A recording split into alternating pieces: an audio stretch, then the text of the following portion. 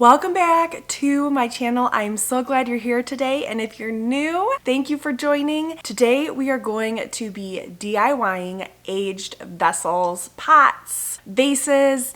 I'm very excited. These are super on trend right now. Not just now, but I think they are a timeless and classic piece that will stand the test of time. I will be honest, for a long time, I tried to stay away from vintagey looking pieces, but as I've gotten older and my style has evolved, I am really appreciating how these look. I really think they bring a warm and coziness to a space. If you mix these more vintage matte pieces with some glossy pieces or even modern decor, I really think that you can blend those two styles and create a really luxurious feeling in your home. A lot of popular designers, we're seeing Studio McGee and Hearth and Hand have the vintage things, but also more expensive, Our House, Restoration Hardware, West Elm, Pottery Barn. They all have these types of vases and they can cost hundreds of dollars. If you like thrift shopping, these would be a good find. You could get the ugliest vase or urn that you see. Just look for really beautiful lines on it,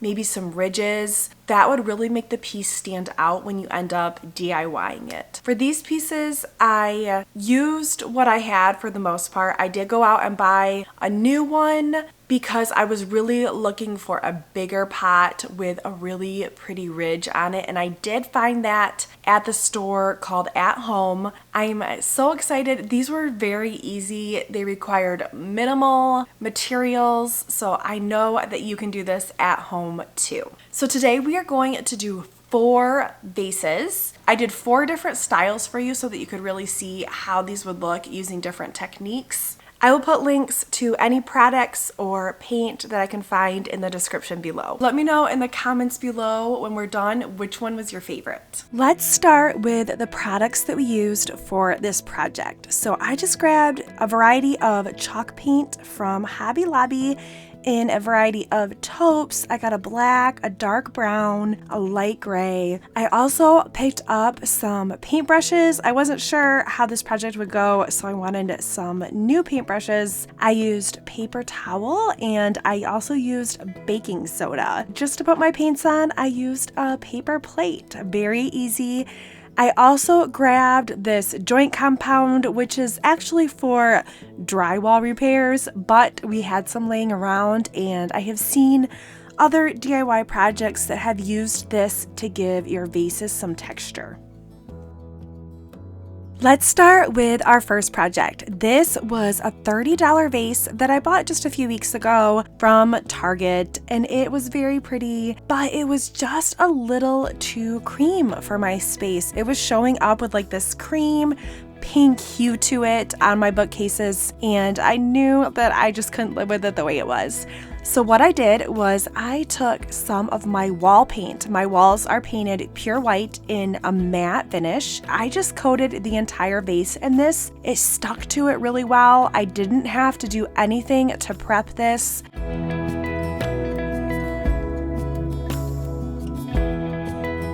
I will mention that you will want to use a variety of matte or flat paints or spray paints because that will give it that nice aged, worn look.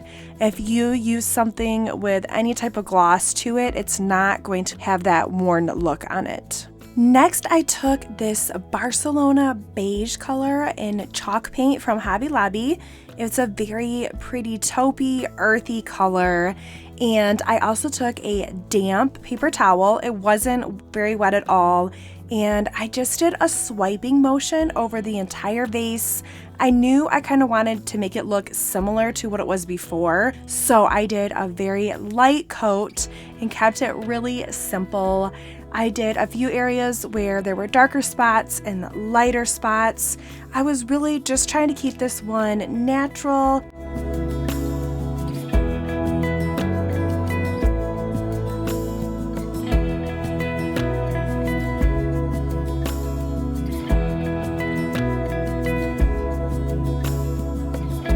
This one turned out beautiful. It is exactly like I wanted it to be from the beginning, so I am happy with how this one turned out. This next one I have had for maybe 4 or 5 months now. It was $35. I have seen so many people love this one, and honestly, I do love it as it is, but in my home, it was reading really blue instead of a really pretty gray. So I knew that I needed to do something to it. So this one I tried a different technique. I used baking soda, which is supposed to give the paint more texture, and it definitely did that. So I first started out coating the entire thing in a very light, pretty warm gray color, and I will tell you that it took me 2 attempts to get this thing right. So this first attempt, I did this warm gray color with the baking soda all over, and you want to make sure that you get all the nooks and crannies. But here you can see the beautiful texture that the baking soda gave it. I love the texture. I think it is beautiful, and I could have even added more. I took this brown color, which is Java in chalk paint as well. I tried this technique of dabbing it on with a dry paper towel, and so at first I dabbed it on and I wasn't really loving the look of it. So then I tried kind of smearing it, which I did like a little bit better. But by the time this one was done with this first attempt, I wasn't loving it. It was a very cool color still, which was surprising to me since I used the gray and the brown, but it was still looking really cool. So I had to scratch this one and try a different attempt.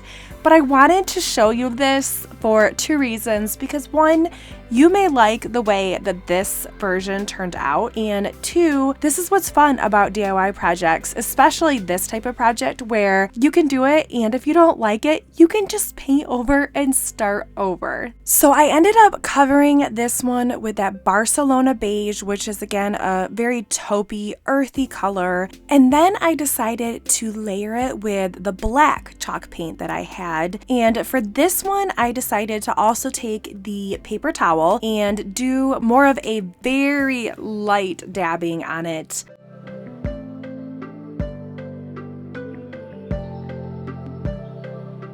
What's great about this project is you can use the colors that you want. So if these colors don't fit the style of your home or the colors that you love, then you don't have to use the same colors as me. Next, I took this very light gray color just to give it some dimension and depth. This gives the piece character and really makes it look like it's been aged out in the earth for a very long time, which is the look that we're really going for.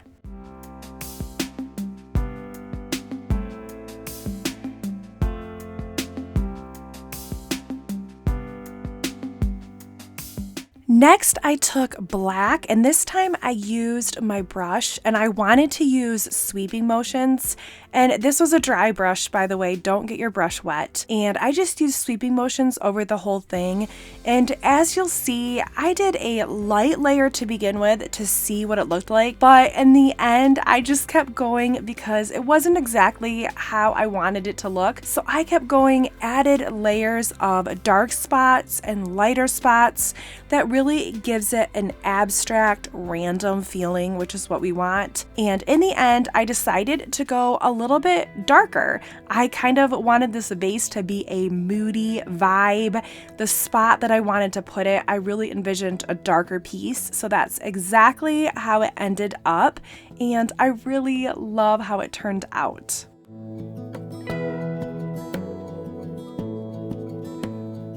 I love with vases that you can style them in many different ways. So this one is up on my bookcase. It's just by itself, no greenery. It didn't need anything next to it because it was a beautiful object all on its own.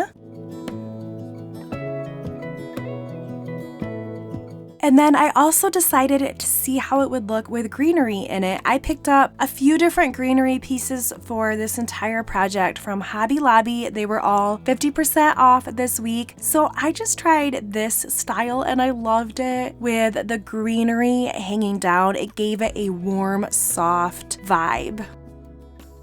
Moving on to our next one, I picked up this one at the store at home. It was only $15. It was kind of a cooler white, and I didn't love that. I wanted to see what I could do with it. So I took this flat spray paint, it's black, and I took it down into my basement because right now our basement is unfinished, so I could make a mess if I needed to. And I just gave it a few coats of spray paint.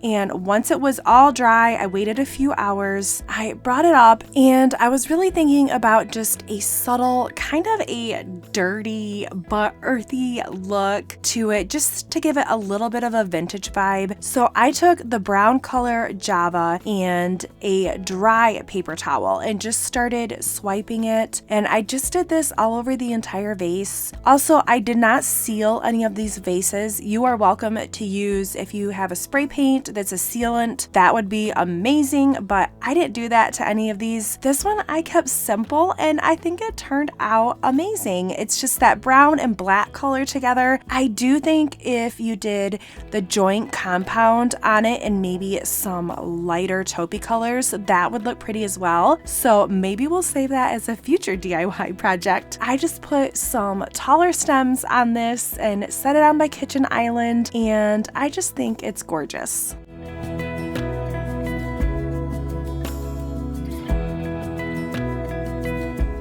This next one is my biggest piece, and I did go purchase this recently at the store at home. It was only $30. As you can see, this one is an outside planter, but sometimes those make the best vases to turn into DIY projects. So this was an orange color. So what I did was I took that matte black spray paint, and I think it took about 3 coats to completely cover it. And I waited till it was all dry, and then what I did was I took some of the baking soda to give it some of that texture, and then that Barcelona beige color. So the black and then the beige together really gave it a wonderful earthy vibe with warm and cozy layers on it. I love the beautiful ridge detail at the top, so I really made sure to get this taupe color in between those spaces just to give it some character. So again, you can see that I did spots where the paint was heavier and where it was lighter, and I really think that this gives it a natural effect, like it's been aging for years and there's been layers of earth and dirt on it. So it's amazing that you can create that by just using some paint. So here we're going to take a paper towel and take some of that Java brown color, and in this case I dabbed it on.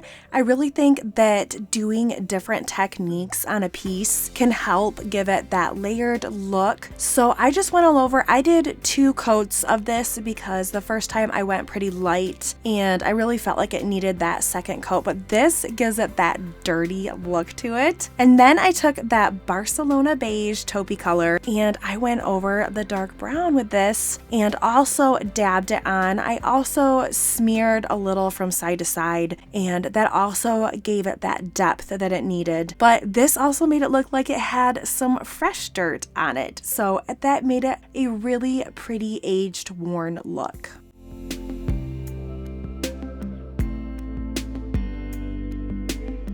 Also make sure to get the top of your vases and maybe even go a little bit on the inside. If there's any chance of anyone seeing the top of your piece, you want to make sure that that is painted as well.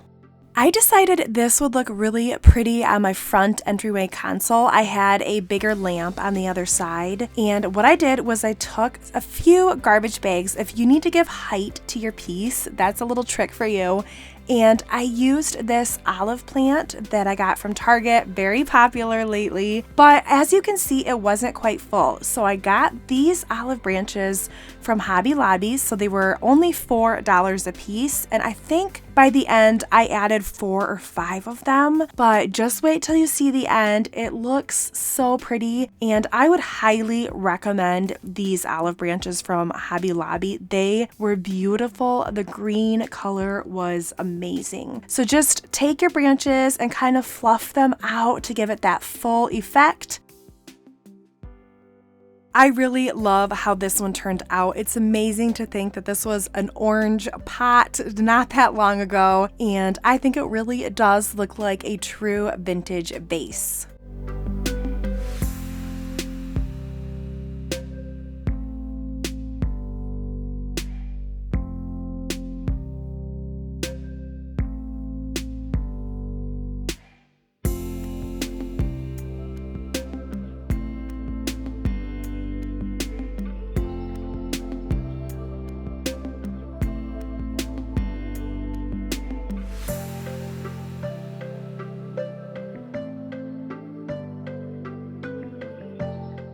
Thank you for joining me today. Please let me know if you try any of these techniques out. I would love to know how they turned out for you, and I can't wait to see you back here soon.